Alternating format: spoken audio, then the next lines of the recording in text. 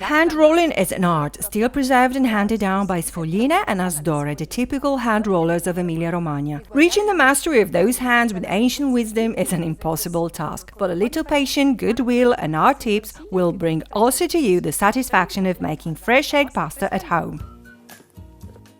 Let's start!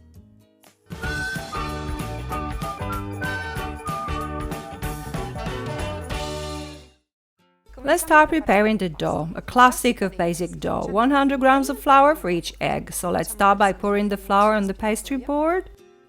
And let's leave some behind because adding is always easier than removing. Now we can make the classic well of flour like this and break and add the eggs to it.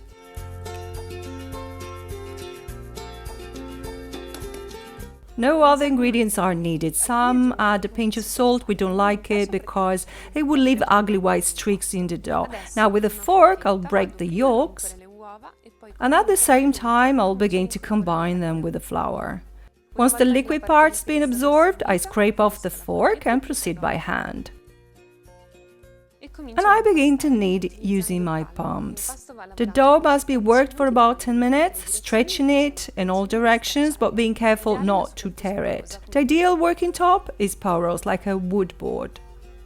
When the dough is smooth like this, I can wrap it in plastic wrap and rest it at room temperature for at least half an hour.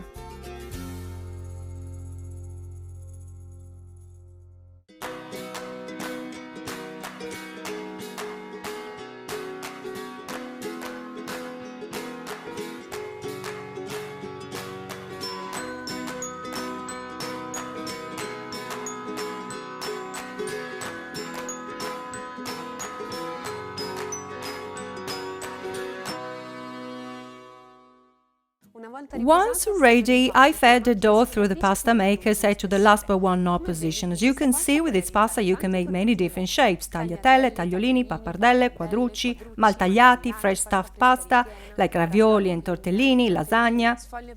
In short, each format is different, but remember, for those which need folding and overlapping to be cut, like long pasta or squares, you should let the sheets dry, sprinkled with semolina, a few minutes on each side before folding them. I'll show you how.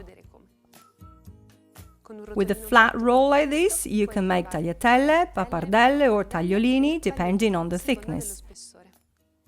Holding one end, it will be very easy to form a nest. By cutting it across, you will get the squared pasta that is perfect in broth.